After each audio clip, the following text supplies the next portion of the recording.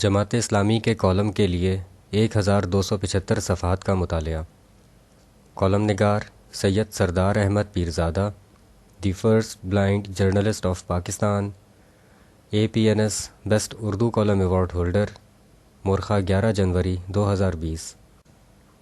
میں نے جماعت اسلامی کے ماضی، حال اور مستقبل کے حوالے سے 2 ایک ساتھ میں تجزیاتی کالم تحریر کیے جو بعنوان اشتہار برائے گمشدہ جماعت اسلامی 20 نومبر 2019 اور جماعت اسلامی کا مستقبل ماضی کی زبانی 23 نومبر 2019 کو روزنامہ نئی بات کے ادارتی صفحات پر شائع ہوئے۔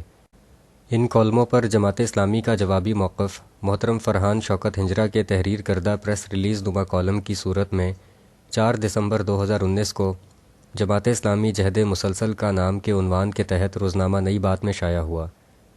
میں عموماً کالم جواباں کالم کی بحث میں پڑھنے کی بجائے نئے موضوعات پر لکھنے کو ترجیح دیتا ہوں، تاہم اس مرتبہ میرے مندرجہ بالا دونوں کالموں پر اٹھائے گئے اعتراضات کا مختصراً جواب دینے کی ضرورت محسوس کرتا ہوں، کیونکہ محترم مدرس فرحان شوکت ہنجرا نے میری تحریر پر رائے زنی کرتے ہوئے لکھا کہ شوق اختلاف میں سید سردار احمد پیرزادہ نے ملکی تاریخ کو نظر انداز ہی نہیں ایک طرح سے مسخ کیا ہے۔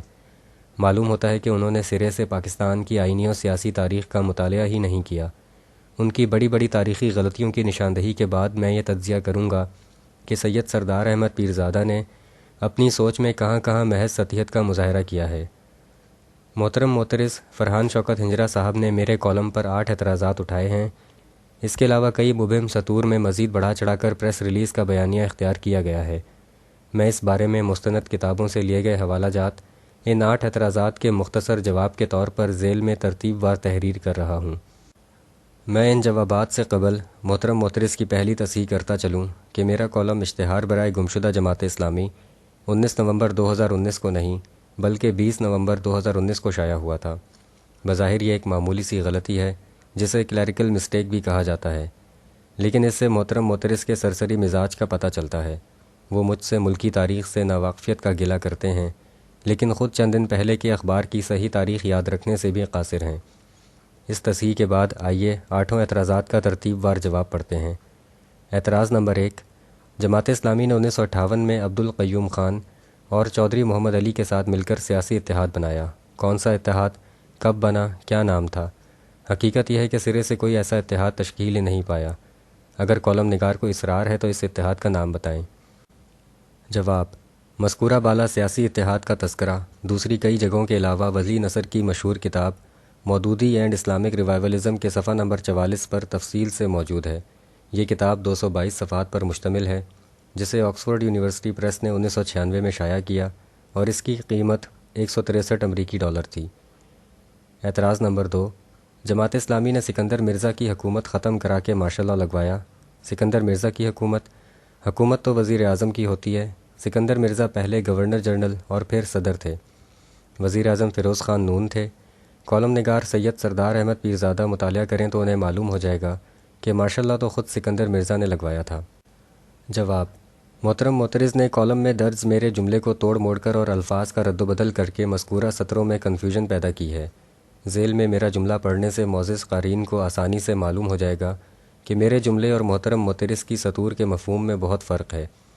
میرا اصل جملہ یوں تھا کہ جماعت اسلامی نے 1958 میں مسلم لیگ کے عبدالقیوم خان اور سابق وزیر اعظم اور نظام اسلامی پارٹی کے چودھری محمد علی کے ساتھ مل کر ایک سیاسی اتحاد بنایا جس نے صدر سکندر مرزا کی حکومت کو بہت کمزور کیا اور ملک مارشل لاء کے ہاتھوں میں چلا گیا۔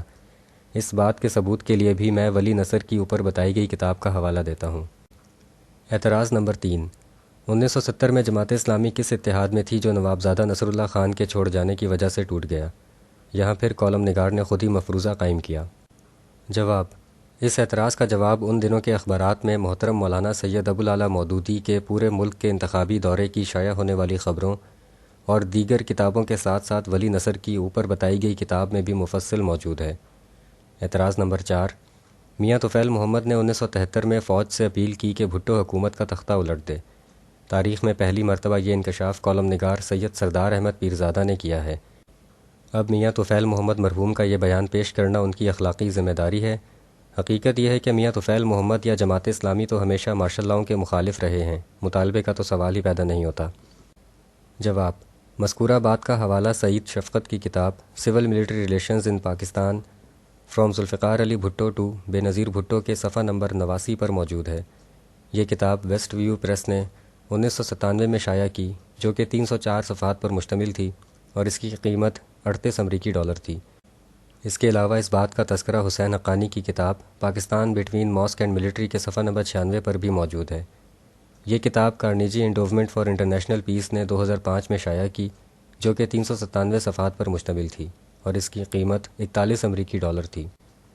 مندرجہ بالا کتابوں کے مطالعہ سے پتہ چلتا ہے کہ محترم محترس کتنے لاعلم ہیں، کیونکہ انہوں نے اپنے اعتراض میں تحریر کیا کہ اس بات کا انکشاف تاریخ میں پہلی مرتبہ کالم نگار یعنی میں نے کیا ہے، حالانکہ مندرجہ بالا بات کا حوالہ کم از کم 22 برس پہلے سعید شفقت نے اپنی مذکورہ کتاب میں تحریر کیا تھا۔ اعتراض نمبر 5، بھٹو کی پھانسی سے ایک رات قبل جنرل ضیاء الحق سے ایک رات پہلے 90 منٹ ملاقات کی، کس نے، کہاں؟ ملاقات کی صریحاً غلط بات لکھتے ہوئے کالم نگار کا ہاتھ بھی نہیں کانپا۔ چلیں ابھی بتا دیں کہ ضیاء الحق سے کب، کون، کہاں ملا۔ جواب، مذکورہ واقعے کا ذکر 1993 میں شائع ہونے والی ولی نصر کی ایک اور مشہور تحقیقی کتاب Islamic opposition to the Islamic state میں صفحہ نمبر 264 پر واضح طور پر موجود ہے، جسے کیمبرج یونیورسٹی پریس نے شائع کیا تھا۔ اس کے علاوہ اسی واقعے کا ذکر حسین حقانی نے اپنی کتاب Pakistan between mosque and military میں بھی کیا ہے۔ اعتراض نمبر 6، جماعت اسلامی کے ہزاروں کارکنوں کو نوکریاں دی گئیں۔ جناب والا ہزاروں سینکڑوں نہیں 5-7 کے نام ہی بتا دیں جنہیں خلاف ضابطہ کوئی نوکری دی گئی۔ جواب، اس بات کے حوالے کے لیے BBC کے پروگرام نیوز آر کے مشہور سابق صحافی اور freelance journalist Owen Bennett Jones کی کتاب Pakistan the eye of the storm کے صفحہ نمبر 16-17 کا مطالعہ کر لیا جائے۔ یہ کتاب 2002 میں ییل یونیورسٹی پریس نے شائع کی، جو کہ 352 صفحات پر مشتمل تھی اور اس کی قیمت 20 امریکی ڈالر تھی۔ اعتراض نمبر 7، جنرل پرویز مشرف کے ماشاء اللہ کو خوش آمدید کہا، کوئی بیان، کوئی قرارداد؟ جواب، جنرل مشرف نے 12 اکتوبر 1999 کو نواز شریف کی منتخب حکومت کا تختہ الٹا اور کچھ دن بعد انہوں نے اپنے 7 نکاتی ایجنڈے کا اعلان کیا۔ محترم محترس 12 اکتوبر 1999 سے لے کر مشرف کے 7 نکاتی ایجنڈے اور اس کے بعد کے ایک ہفتے یعنی تقریباً 15 دن کے اخبارات کے مرکزی صفحات کا مطالعہ کر لیں تو جماعت اسلامی کے رہنماؤں کے بیانات کی صورت میں میرے جواب کی تصدیق ہو جائے گی۔ نیز یہ کہ جنرل پرویز مشرف کے دور میں متحدہ مجلس عمل بنی، جس میں جماعت اسلامی کا اہم کردار تھا۔ مشرف حکومت کے زیر انتظام 2002 کے انتخابات میں MMA نے خیبر پختونخوا میں اکثریت حاصل کی۔ اگر یہ سب کھلی کتاب کی طرح موجود ہے تو پھر اعتراض کیسا؟ اعتراض نمبر 8، کالم نگار نے یہ بیان کرنے کے بعد کہ جماعت اسلامی ہمیشہ حکمرانوں کے دلوں میں چبھی بھانس تھی، تحریر کیا ہے کہ اب سراج الحق کے امیر منتخب ہونے کے بعد جماعت اسلامی کہیں گم ہو گئی ہے۔ اگرچہ کالم نگار نے صریحاً غلط بیانی کی ہے اور ایسی غلط بیانیوں کی وضاحت نہیں ہوتی، محض تردید ہوتی ہے۔ جواب، موجودہ امیر جماعت اسلامی محترم سراج الحق صاحب میرے لیے بہت قابل قدر شخصیت ہیں اور میں ان کا بہت احترام کرتا ہوں، لیکن ایک سیاسی جماعت کے کسی خاص دور کی نشاندہی کے لیے عموماً اس دور کے سربراہ کا ہی نام لیا جاتا ہے۔ محترم معترض اگر جماعت اسلامی کے گزشتہ 8-10 برسوں کو اس سے قبل کے تقریباً 62 برسوں جتنا ہی بھرپور اور متاثر کن سمجھتے ہیں تو میں کیا کہہ سکتا ہوں، فیصلہ قارئین پر ہی چھوڑا جا سکتا ہے۔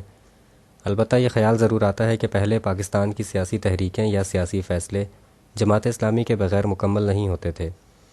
اب ایک ہی مثال کو سامنے رکھیں تو میری بات کی تصدیق ہو جاتی ہے، کیونکہ حال ہی میں حکومت کے خلاف مولانا فضل الرحمان کے آزادی مارچ کے کنٹینر پر جماعت اسلامی کے علاوہ تمام اہم سیاسی جماعتیں نظر آئیں۔ مزید یہ کہ اس حوالے سے اپوزیشن کی بننے والی راہبر کمیٹی میں جماعت اسلامی کا کہیں ذکر ہی نہیں تھا۔